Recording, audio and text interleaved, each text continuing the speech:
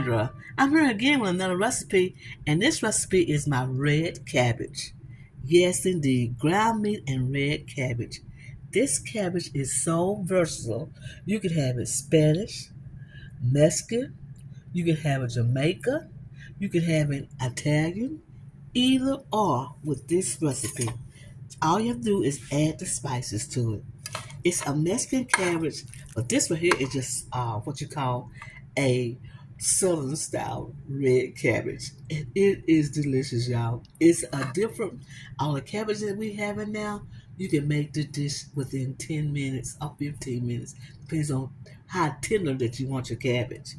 This is a fantastic dish, y'all. Like I said, it's versatile. You can make it any flavor you like. Just want to show you this, y'all. This is so good. This cabbage is called red cabbage, and you can fix it anywhere you want. And look at the juices from it. Look at those juices right there. Those juices right there. Those red juices. Oh my goodness, ain't they wonderful? This cabbage is on soulfoodqueen.net.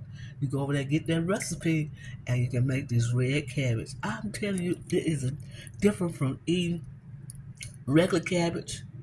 This cabbage got ground meat in it, and it's got all kinds of delicious stuff in there. It got green beans in there, and it's just really a vegetarian, really, if you want to, but you don't have to put the ground meat in there.